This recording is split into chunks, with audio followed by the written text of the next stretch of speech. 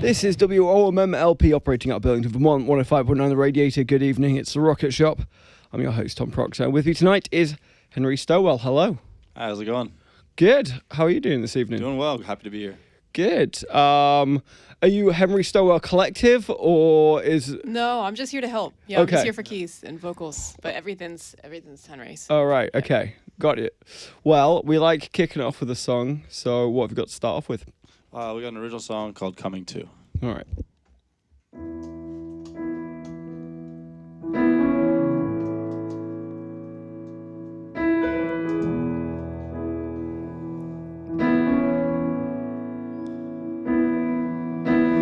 Lately, I've been thinking about the things you said to me in the heat of the moment.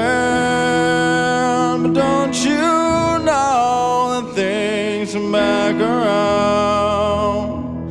Things are upside down. I'm falling fast, we're hoping to land in your arms tonight. That ain't quite right. I need to come to.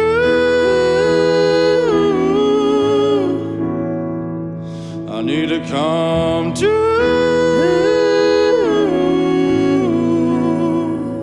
I need to come to.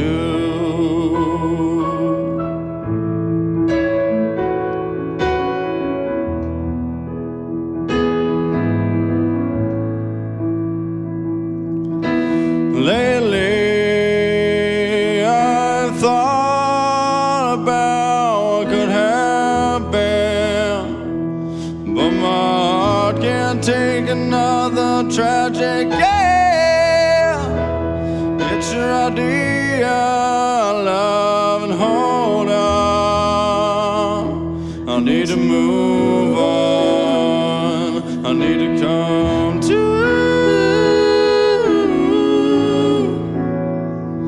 I need to come to.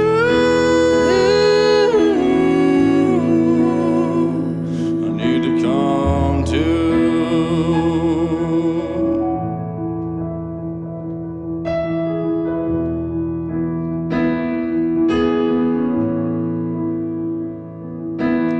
Lately, you know I've been thinking all the time when you were mine. And I know I can't take back what I've been doing, but I can still try. That's what I like. I need to come to. I need to come to. I need to come. Don't let me down. Don't let me down. Don't let me down. Don't let me down.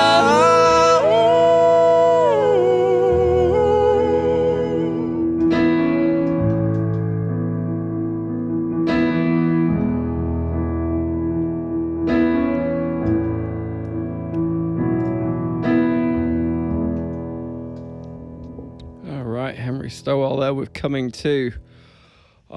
So Henry, tell us a little bit about your background. You say that you've had a long history of music. So what are your kind of early musical memories? When was it that you started making music of your own? So I remember I was babysitting for my neighbors actually, and they had this Monsters Inc. plastic guitar.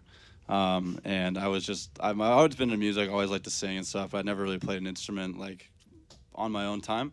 And I picked it up and I started playing the song Polly by Nirvana, and I was like, oh, like that's not that hard. I can do that. And then I asked my grandfather for a guitar a couple of days later, and he surprised me with like a early birthday present and got a guitar, and just fell in love with it ever since. Since then, I started recording a lot on my own. Definitely had a couple moments where I was like, oh, I really liked how that sounded, and it was just like those moments of falling in love with it for sure. And so, I mean, I'm assuming there's a bit of a gap between playing on a Monsters Inc. guitar, Yes. even as a babysitter, to start and record music. So, yeah, when was it that you started kind of actually writing your own music, and when was the first time you like put something down? I think the first time I ever put something down was late junior year of high school. I wrote this song called Mr. Armchair.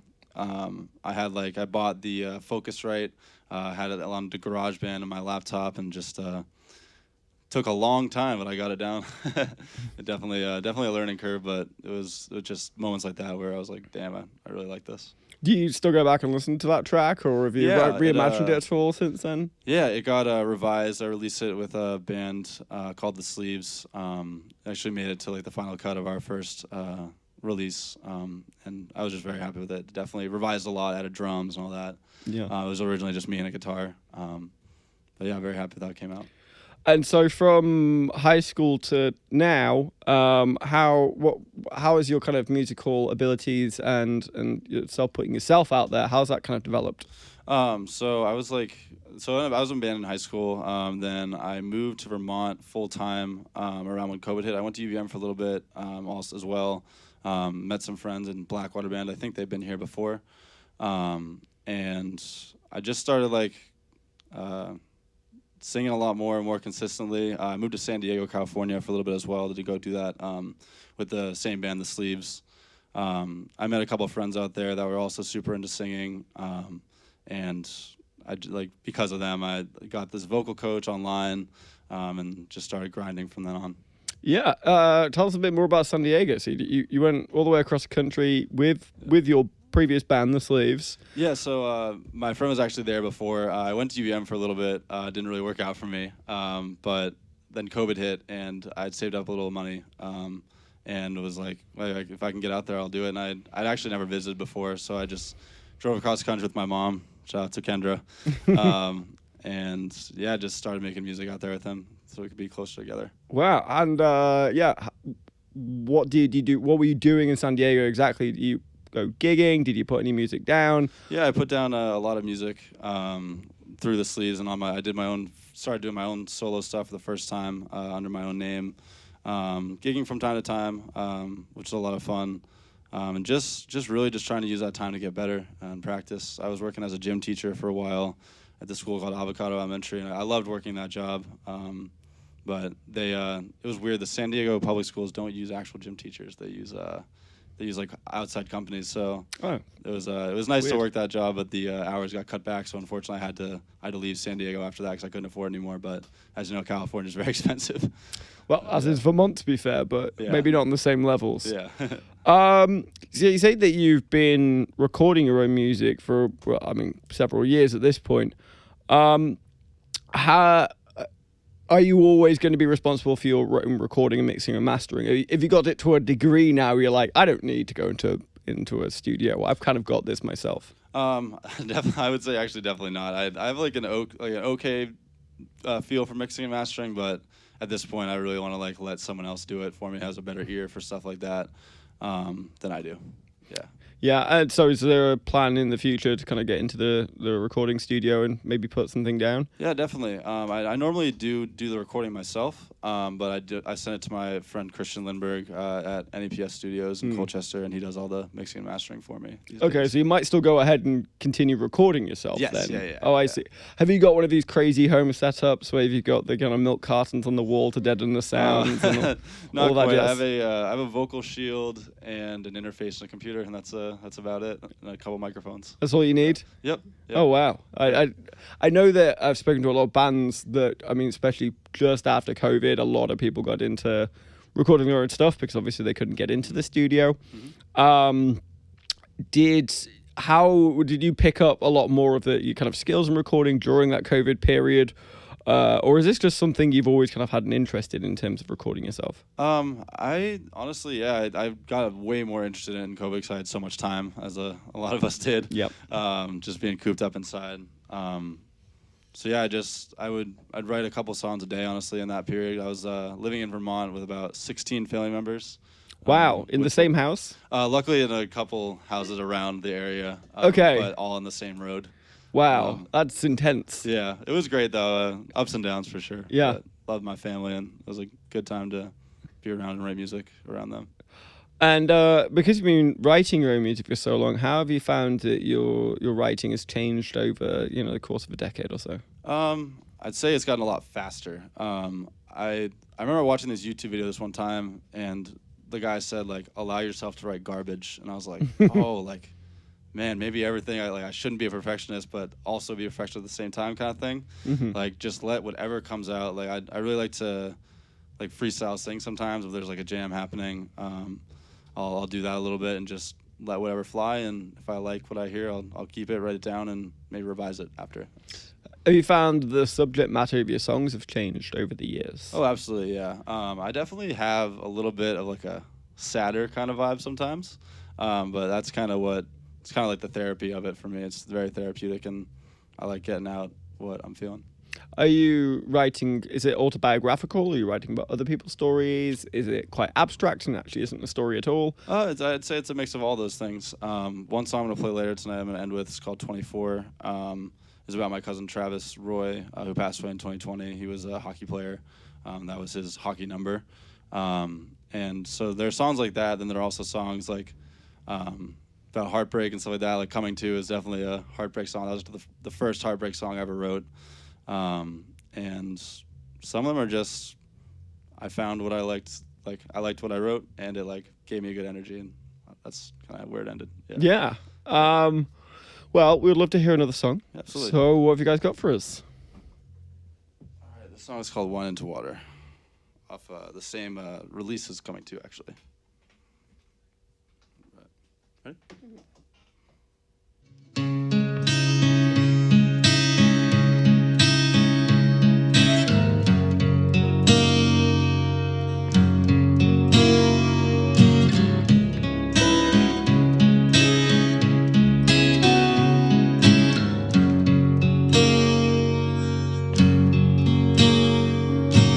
Oh, if I could take a good look, I would turn this wine into water.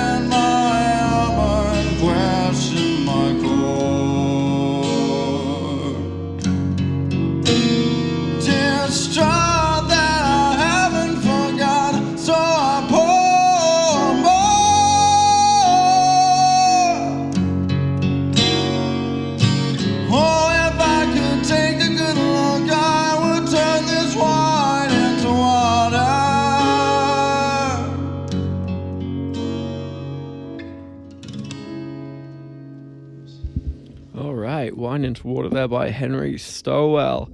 So Henry, you mentioned that you previously been in bands, Yeah. kind of doing, well, solo/duo kind of thing at the moment.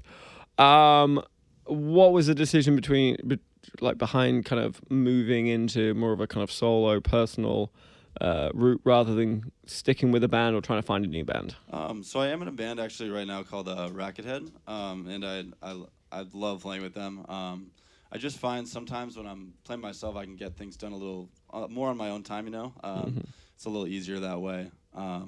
But I feel like I don't discriminate between band and solo. But if I have like a more stripped back song, like something like these with just like guitar and piano, I like to do it just myself. 'Cause it's I don't think it calls for as much. Yeah. Do you play is it similar genres that you're playing? It's a little heavier, yeah. It's like a 90s rock kind of sound. Okay. Yeah.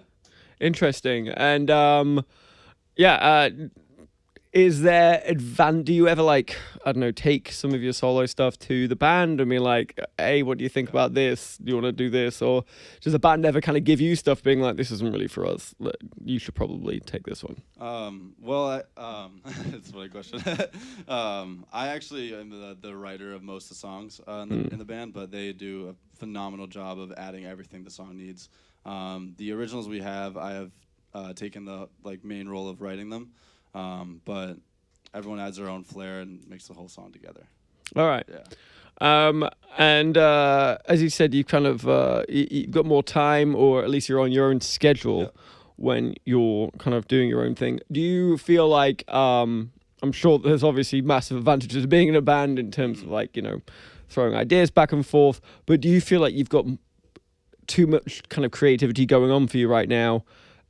So you kind of, I wouldn't say be held back by a band, but it means you can't really get as many ideas out at any one time. Yeah, no, definitely not held back. I just, I have like a lot of songs I'm sitting on, and I would love to just get them out, because I love to bring them to the band. It's just scheduling and all that can be hard sometimes, but I just want whoever to hear what I have. Yeah. And I do notice you've been putting out music pretty regularly, but it's all been really singles. Yeah. Is that being a very conscious choice? Are you planning on putting out an album? And then if not, why is putting out singles kind of the route that you want to go? I have found that it's a little easier to get listeners on singles. It kind of does stink that I feel like people, a small artist, people don't listen to the whole album sometimes. Mm-hmm. It'll be the first two songs.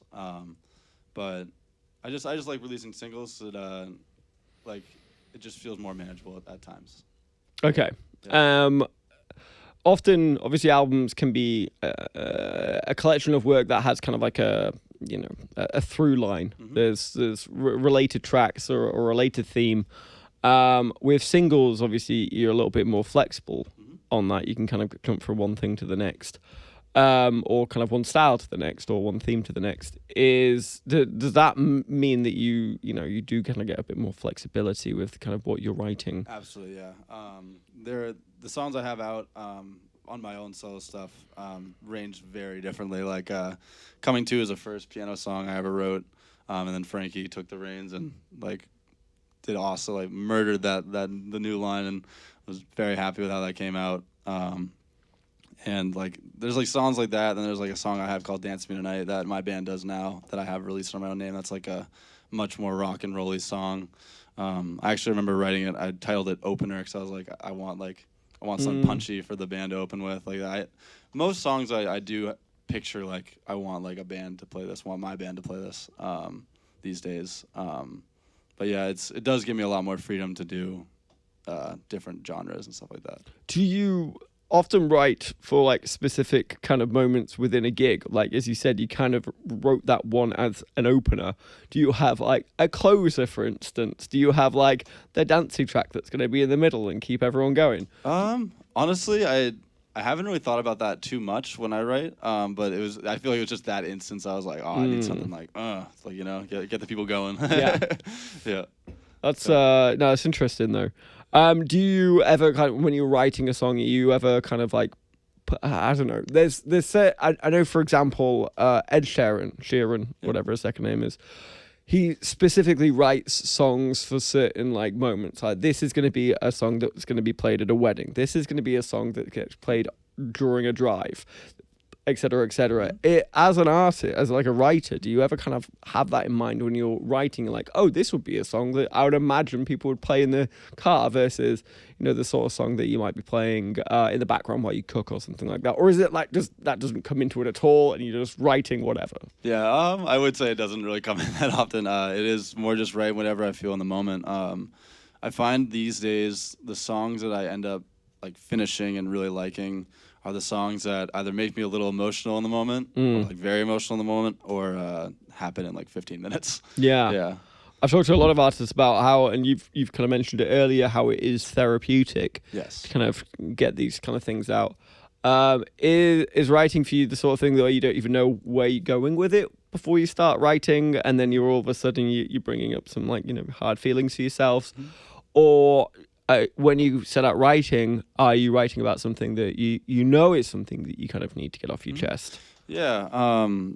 Right now, I'd say I'm doing pretty good. So it's been more like, ooh, let's see what I can write. But definitely times like the next song I'm gonna play with Frankie here, called "My Room's a Mess Again." Like I was definitely going through a little heartbreak, and I was like, man, I need to like get something out. I remember like feeling it the whole time. Like when the heartbreak did happen, I was like, I need to like write something to get this out, and eventually did, and very happy with how it came out. Okay, so sometimes it is kind of actually very specific. Yes, Have you ever surprised yourself writing something and you're like, oh, wait a second, I didn't even know I was upset about this? Exactly, yeah.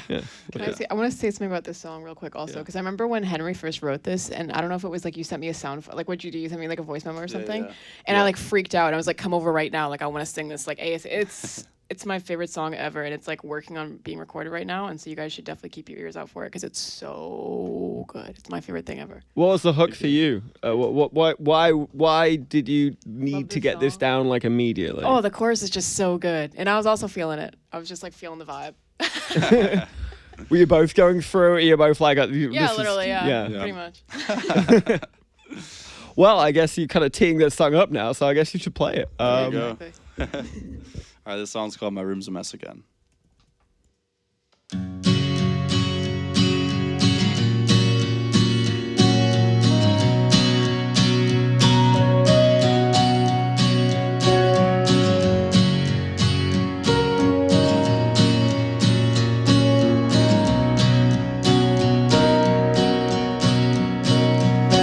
My room's a mess again, but I don't care, you're not coming over.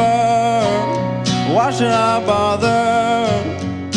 I guess I wasn't doing it for me, and maybe that's a bad thing. Your picture's always there. Press a few buttons, my desire is to bring back nothing. I can't seem to find a lead when you still mean so much to me. Why must I fall so hard just to be let down time and time again? But this one stings quite a bit, 'cause I thought it had the distance, and my room's a mess again.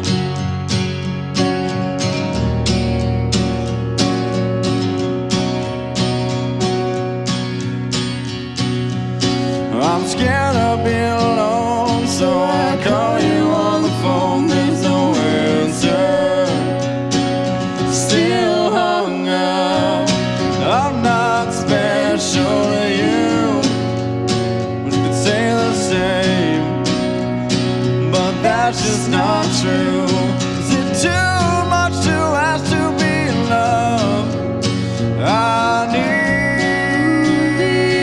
to find someone new. Why must I fall so hard just to be let down time and time again? But this one stings quite a bit, 'cause I thought it had the distance.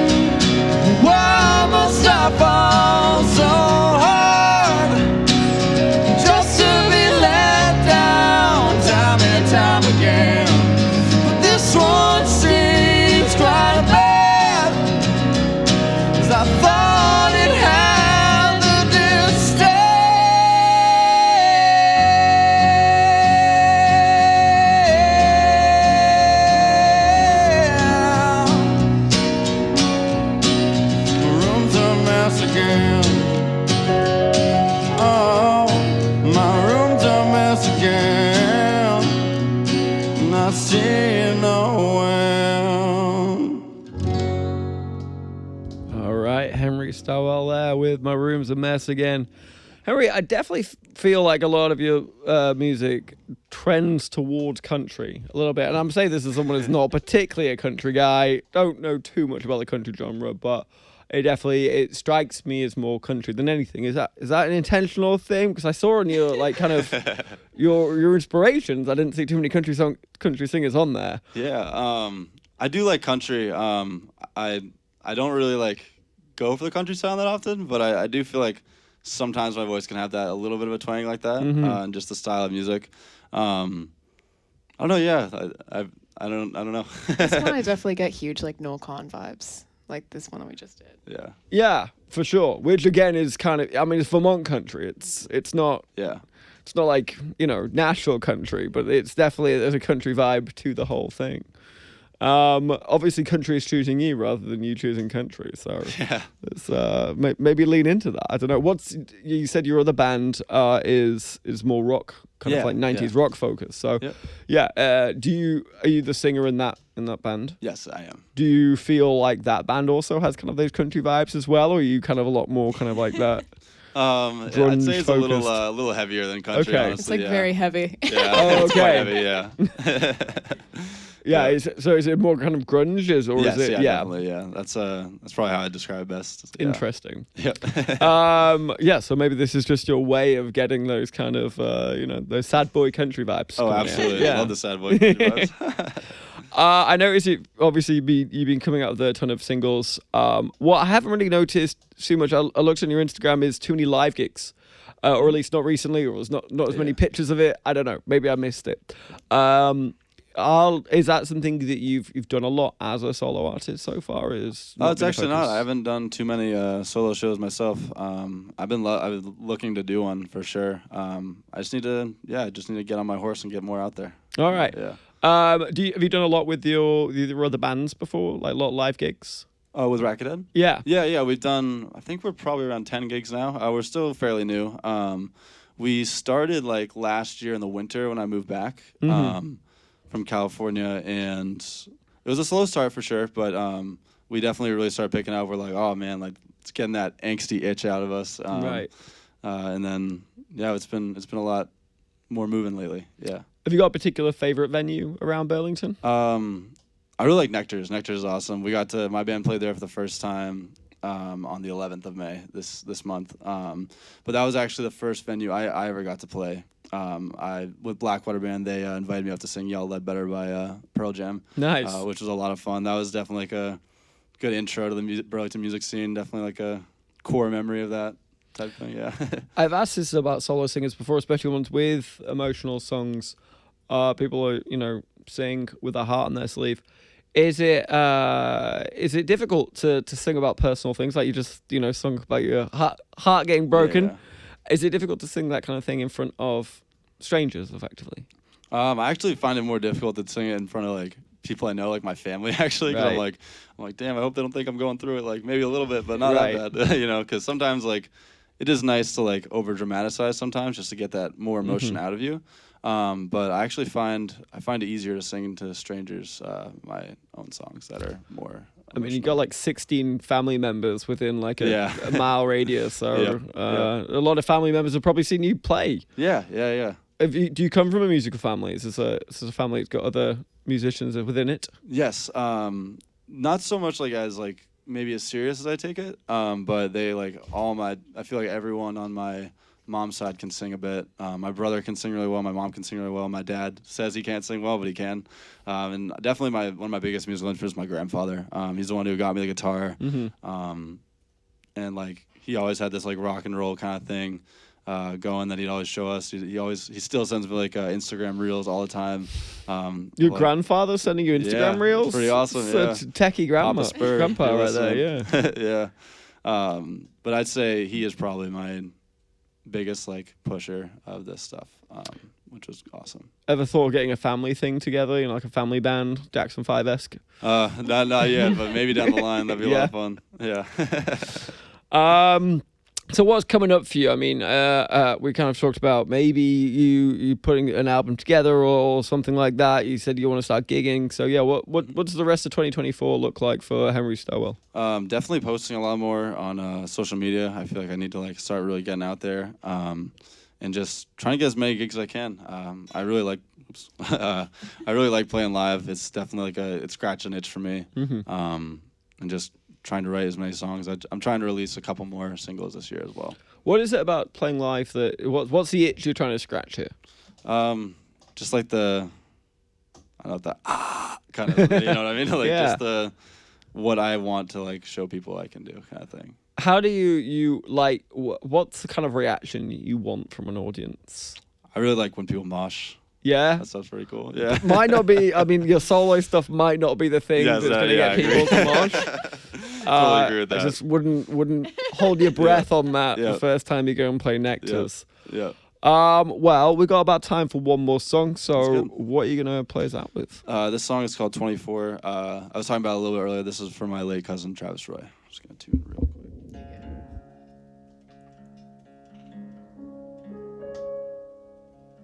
Sweet. Here we go.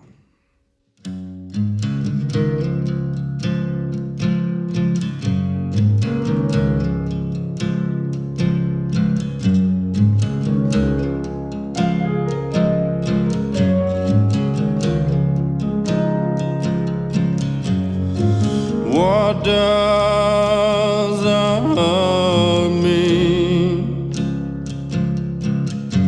when you can't feel it at all? A gesture that warms the heart, so we all can stand tall. Dreams don't always come true. Never doubt your will to try. Things were okay when next to you. I'm nervous till I can't lie. So many lessons learned, powerful and from true wisdom.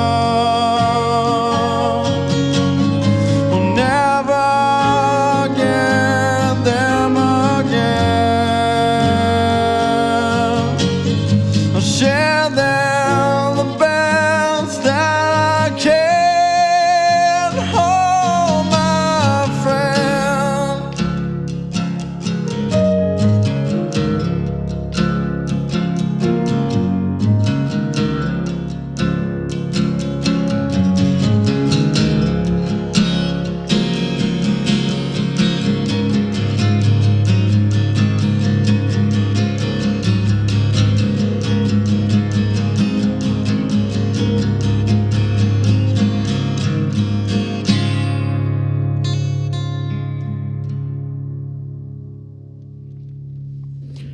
All right, Henry Stowell playing us out with 24. Thank you so much for coming on, Thank you so much Henry. for having me. I really appreciate it. Thank you. Yeah, anytime.